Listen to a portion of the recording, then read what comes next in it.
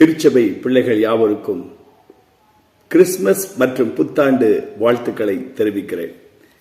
என் அன்புக்குரிய தேவனுடைய பிள்ளைகளே, நாம் வாழ்கிற காலம் கடைசி காலம். இன்னும் கொஞ்ச நாட்களில் இந்த பூ உலகம் வெந்து உருகி இல்லாமற் போக போகிறது. தேவனுடைய வார்த்தை தீர்க்க தரிசனங்களால் நிறைவேறிக் கொண்டிருக்கிறது. நாம் வாழ்கிற இந்த நாட்களில் இயற்கை பேரழிவுகளெல்லாம் நம் கண்முன் ஆண்டவர் நிறுத்தி கொண்டிருக்கிறார்.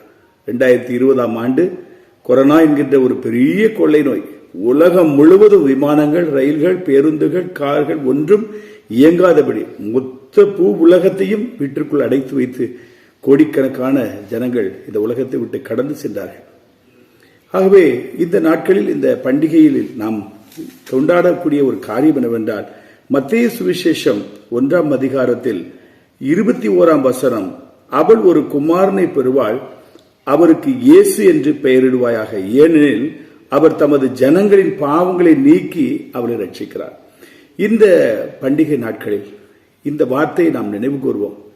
இயேசு ஜனங்களின் பாவங்களை நீக்கி அவர்களை ரட்சிக்கிறார். இந்த உலக மக்களுடைய பாவங்கள் பெருகி இருக்கிறபடினால்தான் இன்றைக்கு இப்பேற்பட்ட பேரழிவுகள் வந்து கொண்டிருக்கிறது. இந்த உலக மக்களுடைய பாவங்களை நிவர்த்தி செய்கிற கிருபாதார பலியாக ஆண்டவர் இயேசு இந்த பூ உலகத்திற்கு வந்தார். இந்த நாளில் இந்த உலகத்தின் பாவத்தை சுமந்திருக்கிற தேவாட்டுக்குட்டியிடம் நாம் மன்றாடுவோம். உலக பாவங்களில் இருந்து, உலக மக்களுடைய பாவங்களில் இருந்து விடுபடியாய் அவளை ரட்சிக்கும்படியாய் ஆண்டவரிடம் கெஞ்சி பிரார்த்திப்போம். அது மாத்திரமல்ல, அவருக்கு இம்மானுவேல் என்று பெயரிடுவாயாக என்று சொன்னான். இம்மானுவேல் என்பதற்கு தேவன் நம்மோடு இருக்கிறார். எந்த சூழ்நிலைகளிலும் ஆண்டவர் இயேசு இம்மானுவேலராய் உங்களோடு என்னோடு கூட இருக்கிறார். இன்றைக்கு திருநெல்வேலியில் எவ்வளோ பெரிய பெருவெள்ளம் வந்தது. தூத்துக்குடி, கன்னியாகுமரி, தென்காசி மாவட்டங்களில் பெருவெள்ளம் வந்தது. சென்னை, காஞ்சிபுரம், செங்கல்பட்டு இந்த பகுதிகளில் பெரிய வெள்ளம் வந்தது. ஆனாலும் கர்த்தர் நம்மோடு கூட இருந்தார். இம்மானுவேல் நம்மோடு கூட இருந்தார். ஆகவேதான் இன்றைக்கு நீங்களும் நானும் மகிழ்ச்சியோடு இருக்கிறோம். ஆனாலும் ஒரு காரியத்தை உங்களுக்கு நினைப்பூட்ட விரும்புகிறேன். கிறிஸ்துமஸ் என்பது இயேசு கிறிஸ்து பிறந்த நாளை அனுசரிக்கிற ஒரு காரியம். இந்த நாட்களில் நாம் செய்ய வேண்டியது ஈகையை வெளிப்படுத்த வேண்டியது.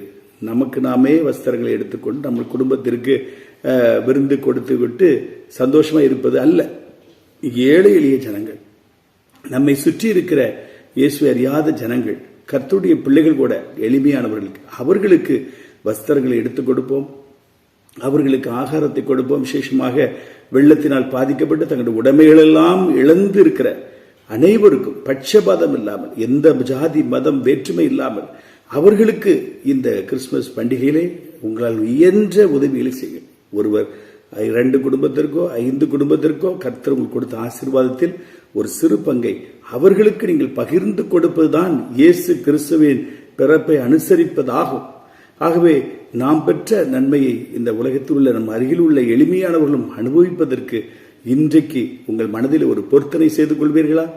இதுதான் உண்மையான கிறிஸ்துமஸ். இன்றைக்கு தேவையோடு இருக்கிறார்கள், தண்ணீர் இல்லாமல் இருக்கிறார்கள்.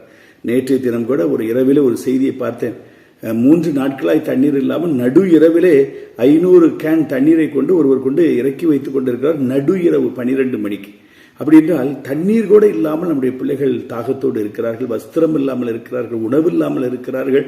ஆகவே இப்படிப்பட்ட மக்களுக்கு நாம் தியாக உள்ளத்தோடு ஆண்டவர் இயேசு தன்னுடைய உடலையே இரத்தத்தையே நமக்கு கொடுத்து விட்டார். நாம் நம்முடைய ஆசீர்வாதத்தில் ஒரு பங்கை மக்களுக்கு கொடுப்பதுதான் ஆண்டவருக்கு செய்யக்கூடிய கைமாறாகும். ஆகவே இம்மானுவேல் ஆண்டவர் இயேசு நம்மோடு கூட இருக்கிறார். ஆகவே நீங்கள் கவலைப்பட வேண்டாம். சூழ்நிலைகளை பார்த்து நீங்கள் பயந்து விடாதீர்கள். இதெல்லாம் முடிவுக்கு நமக்கு எச்சரிப்பை கொடுத்து கொண்டிருக்கிறது. ஆகவே இந்த உலகத்தின் பாவத்தை சுமந்து தீர்க்கிற தேவாட்டுக்குட்டியாக ஆண்டவர் இயேசுவை நீங்கள் சொந்த இரட்சகராக ஏற்றுக்கொண்டபடினால் இந்த உங்களுடைய பாவம், உங்களுடைய குடும்பத்தினருடைய பாவங்கள் விடுவிக்கப்பட்டு நீங்கள் ரட்சிக்கப்படுவது நிச்சயம். ஆகவே அவரை மாத்திரம் சார்ந்து கொள்ளுங்கள். தினமும் வேதம் வாசித்து ஜெபித்து ஆண்டவரை இறுக பற்றி கொள்ளுங்கள். இனி வரும் நாட்கள், வருகிற 2024ஆம் ஆண்டு உங்கள் வாழ்க்கையில் மிகுந்த ஆசீர்வாதத்தை கொண்டு வருவதற்கு இது ஏதுவாகும். ஆகவே திரும்ப ஒரு முறை சொல்கிறேன், அண்டை வீட்டாரை நேசியுங்கள், ஏழை எளிய மக்களை நேசியுங்கள். விசேஷமாக திருச்சபையில் உள்ள போதகர்கள் உங்கள் திருச்சபையில் உள்ள பிள்ளைகளுக்கு இதை அறிவுறுத்தி இந்த பண்டிகை நாளில் எல்லாருக்கும் நீங்கள் ஈகை செய்யுங்கள். அதுதான் தேவனுக்கு பிரியமான உகந்த பலியாக இருக்கும். God bless you.